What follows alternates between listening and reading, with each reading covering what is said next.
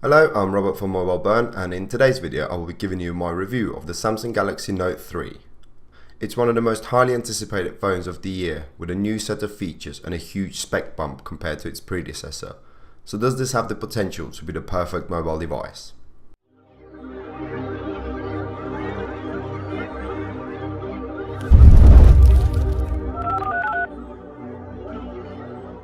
So let's start off by taking a look at what Samsung have done when it comes to the design of the phone. It has been fitted with a new faux leather textured back, including some stitching along the sides in an attempt to move away from the poor build quality commonly associated with Samsung products. It feels nice to hold in your hand and not as slippery compared to the previous model, but taking off the back cover you can still see it's quite flimsy and easy to bend. Overall though, it has given the device a more premium feel and look. Size wise, it sits quite comfortably in my hands, partially due to them being quite large and partially due to that Samsung have managed to keep similar dimensions compared to its predecessor whilst managing to squeeze in a larger screen at the same time. The power and volume buttons have remained split on either side of the device, and whilst the volume buttons are quite high up on the device, I can't see too many people having issues reaching them, even if you have smaller hands. The 3.5mm headphone jack is located at the top along with the IR blaster, which is a very welcome addition. The bottom of the device has the stylus in its familiar position alongside the speaker and the USB 3 connector. This is a very welcome addition as it's the first phone in the world to feature such a connection, which allows for faster charging and data transfers. In terms of cameras, the Note 3 has an improved 13 megapixel camera around the back with a single LED flash, complemented by a 2 megapixel camera on the front of the device. More on that later though. Underneath the leather back cover is the removable 3200 mAh battery, along with a microSD card slot located right on top of the micro SIM card slot. It took me some time to work that one out. The Note line of devices tend to be Samsung's flagship product when it comes to specs, and they certainly don't disappoint in this model either. The version seen here has the quad-core Snapdragon 800 CPU with the world's first 3GB of RAM and the Adreno 330 GPU. I could show you some of the amazing benchmark scores now, but apparently Samsung have rigged them, so there isn't much point. You'll just have to trust me that this is a beast. The display itself has been bumped up in size from the previous generation to 5.7 inches, along with an increase in resolution to Full HD, resulting in 386 pixels per inch.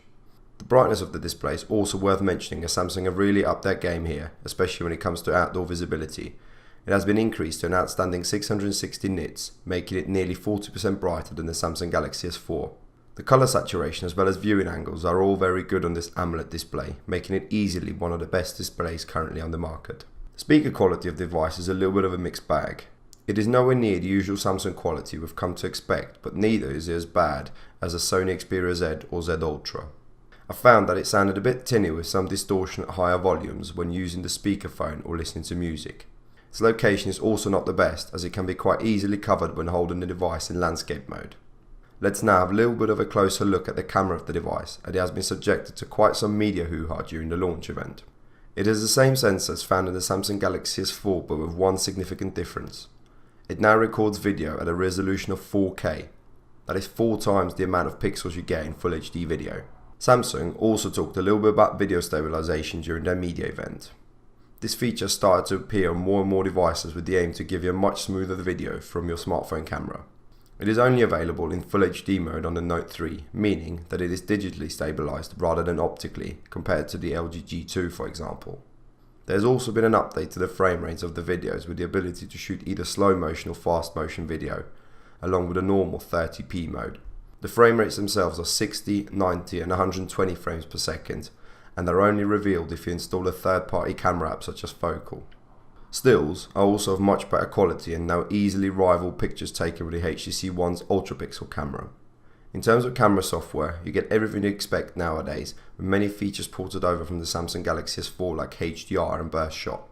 One benefit of the Galaxy Note line of devices has always been the increased battery capacity.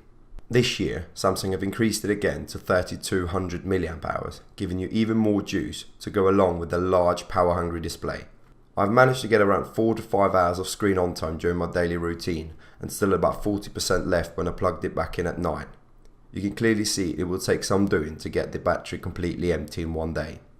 The next section will be rather based on my personal experiences with TouchWiz and all the latest new implementations, rather than just a rundown of every available feature. Samsung have, just like at the launch of the S4, put a lot of emphasis on the software on the device rather than trying to gain customized by hardware specs alone. For starters, it is based on the latest version of Android 4.3 Jelly Bean. This makes the phone virtually lag-free due to the 3GB of RAM, and all the features work without any hiccups, even if you have everything enabled and turned on.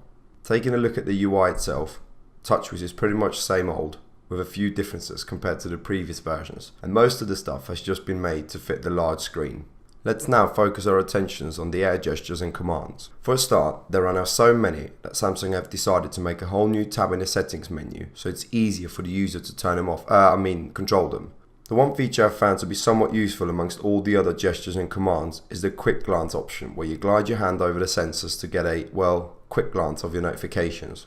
The air view functions were predominantly turned off, as most of the stuff was not particularly useful on a daily basis. The web page magnifier could come in handy if you're cooking, for example, and you want to get a more detailed look at the recipe. Sadly though, this only works with a Samsung browser. The usage of the stylus has also been hyped up by Samsung during their announcement, especially with the dot circle box demonstration. There is now a new menu that appears when the stylus is taken out, offering up multiple options. I found these features to be by far the most useful ones, with Action Memo easily being the pick of the bunch. What it does is, it opens a new window within the current application you're in, so you can jot down some simple notes like phone numbers or addresses. What makes it different compared to other note-taking apps is the ability to recognize the content of the note via the handwriting recognition. So if you were to write down a name and number, it would give you the option to store it in your phone book, for example. All you need to do is simply click on the dotted circle to get presented with a bunch of choices. You could also enter an address, for example, to make it show up on your map, or you can make a to-do list, as it would recognize each individual line as an item. This is something really handy to have, especially as it works during phone calls, and the handwriting recognition is so good it's scary. The scrapbooker is the next item along, and what this does is it allows you to screenshot the web page along with the metadata that comes with it, so you can keep food recipes, for example, in a standalone scrapbook app, which can be synced with your Samsung account. The third item in the circle is the screen write option, which is basically a screenshot, but with a difference. The same features can be accessed by clicking the home and power button, and the screenshot itself can then be annotated and shared. S-Finder is the second to last item along, which works as a search up for the whole device as well as the web.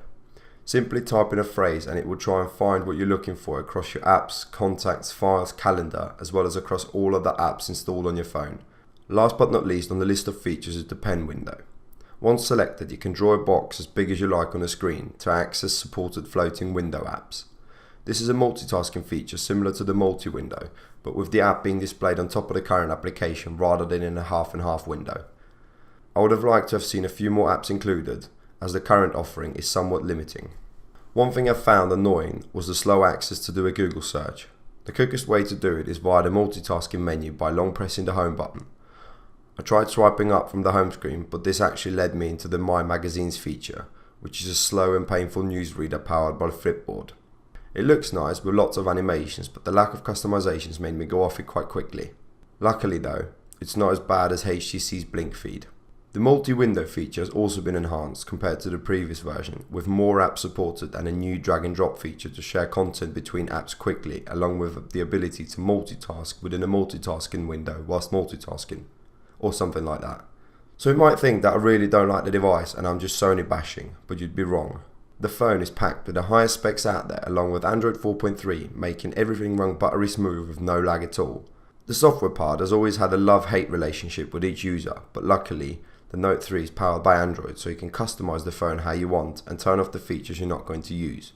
It is easily the perfect phone for me personally, as I can't see myself changing anytime soon, as it has the performance I want, coupled with a nice bright screen, and is also decently sized without being too big. So thank you very much for watching this review of the Samsung Galaxy Note 3. Don't forget to subscribe as well as like the video if you've enjoyed it, and I look forward to seeing you in my next one.